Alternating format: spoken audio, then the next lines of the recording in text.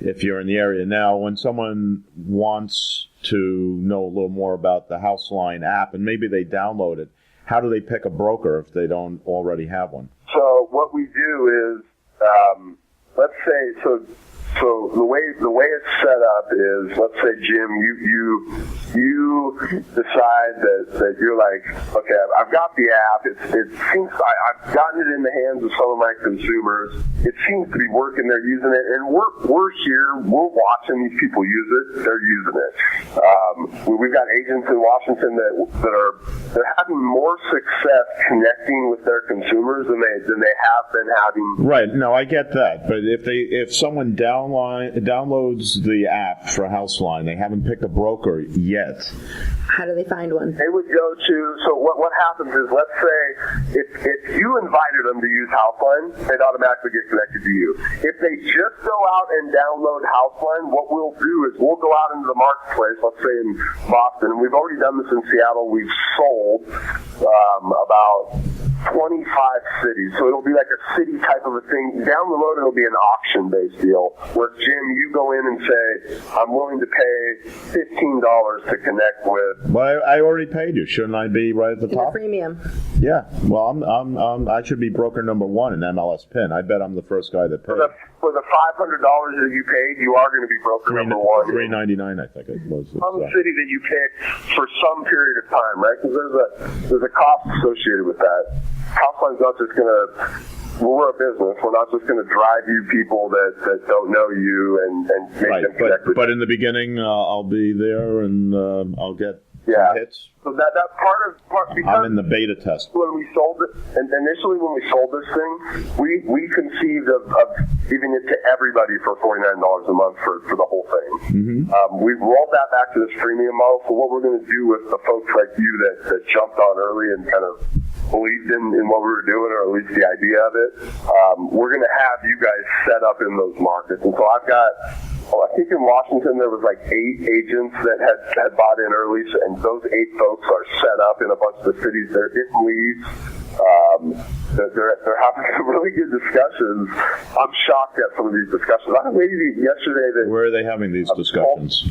Say that again. Where are they having them in the app? Oh, okay. Right now, I mean, one of the agents is now having them. I mean, today probably in their car as they take this client to see the house that they were looking at. But this lady, I'm watching these agent communications and.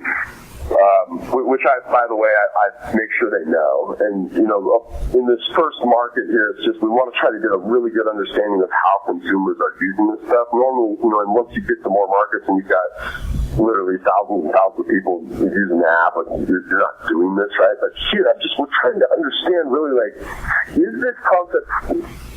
The California Association of Realtors, and I guess that they don't cover the entire country, but in some ways I think technology-wise they're maybe on the leading edge of where the country ends up moving technology-wise. California Association of Realtors did a study that looked at consumer behavior and how agents communicate versus how consumers wish to be communicated with. And 50% of the consumers who had bought a house, and there were 1,300 consumers surveyed from November of 2013 until like April of 2014, and they based their 2014 home buyer and seller survey on data from November to April. So from November 2013 to April 2014, 50% of the 1,300 consumers surveyed, and that's a statistically significant number to extrapolate that across the entire home buying public in California anyway. 50% of those folks said they would prefer to communicate with their agent. How do you guys think? Right. Text. Yeah, I would say. Message. You got it. Text, yeah. On the flip side of that, only 13% of them reported that that's how their agent actually communicated with them. So and this is becoming even more prevalent, right?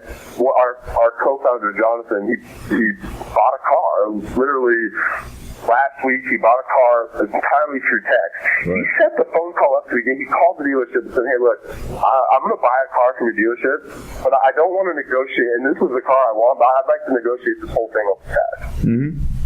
And people think do it at their own speed, right? They can Respond and Right. answer. And Right. they can be in line at the It's grocery. not intrusive. I'm sitting on the airplane. I can be having a conversation with somebody on the airplane. I'm not disturbing the person sitting next to me. Exactly. There's a lot of reasons why this makes sense, and so we're seeing And you can have multiple conversations at the same time. many. And there's a record of it. Yes. Yep. Yeah. So if you forget something, you can just scroll back. Yeah.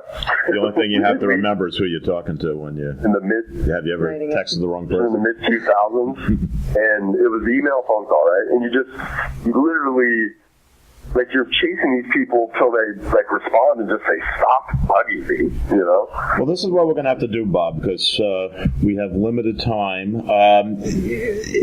Once you've set this up in MLS PIN, I'm the go-to guinea pig for the Boston area. Yep, that's right. Jim, I'll be approaching you before we even get it set up with PIN to be that first broker to go to them with. I'm excited. I can't wait. And then maybe we'll have you back on the show and you can ask me what my experience has been. It'll be I would love nothing more than to hear how it worked out. Focus group of one, and of course you'll have to get Diana what's it called, the freemium. The freemium. Yeah, we'll get her the freemium version of the account. And we'll compare. We'll We compare. can discuss it. Some sort. Yeah, Bob. What's your last name again? Stewart. Okay. So we are going to be in touch. We're going to get all this up on the internet for you, and we hope. Good luck with MLS PIN. Yeah. Good luck with Thank you. Houseline, and thank you for coming on the show. You guys have me on. I appreciate it. Thank you. Okay. Thank have you, a Bob. great day.